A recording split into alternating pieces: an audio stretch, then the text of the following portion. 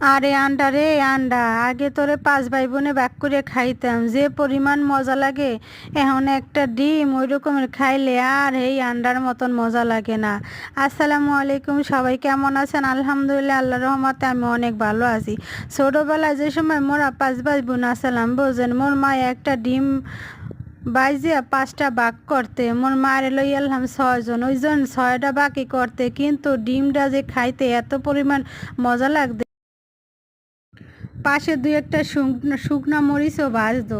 সেই শুকনা মরিচ আর এই ডিম ভাজা দিয়ে পান্তা ভাত যখন খাইতাম, ওরে মোর সোবাহান আল্লাহ, এত পরিমাণ যে মজা লাগতে, বোঝেন। এখন একটা ডিম যদি আল্লাহ খাই বা 4-5 জনে ভাগ করিয়া খাই, কিন্তু ওই রকমের মজা আর লাগবে না। মোর মা কি সুন্দর ধনিয়া পাতা, শুকনা মরিচ, লবণ, তারপর হচ্ছে যে কুমারের ফুল দিয়ে ডিম ভাজতে, আহারে খোদা, এই মজা মনে হয় এখনও মোহে লাগিয়ে রয়েছে, বোঝেন। আহারে মজা এখনও মোহে লাগিয়ে রয়েছে। মোর মা এরকম করে ডিম ভাজে সবসময়। আর ছোটোবেলা থেকে মোর মার হাতে ডিম ভাজার মজা এবং স্বাদ অন্যরকমেরই আলাদা।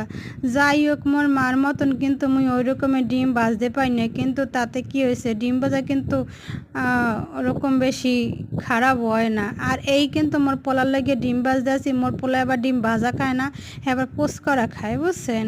তো এর লেগে ডিম পোলার লেগে পোস্ট করতে আসি। আপনাদের বাচ্চারা কেমন ডিম ভাজা পছন্দ করে কমেন্ট করে জানাইবেন। আর আমার ভিডিও যদি কোনো জায়গায় একটুখানি আপনাকেও ভালো লাগে, তাহলে আমার চ্যানেলটাকে সাবস্ক্রাইব করে দেবেন এবং ভালোবাসা দিয়ে আমার পাশে থাকবেন, আমার ভিডিওগুলো শেয়ার করে দিবেন। তো আর এখানে ডিম ভাজা শেষ করলাম আমি। এখন আমার ছেলে ডিম ভাজা দিয়ে রুটি দিয়ে খাবে এবং আমি ভাত দিয়ে ডিম দিয়ে খাবো, পান্তা ভাত। খুব মজা হবে।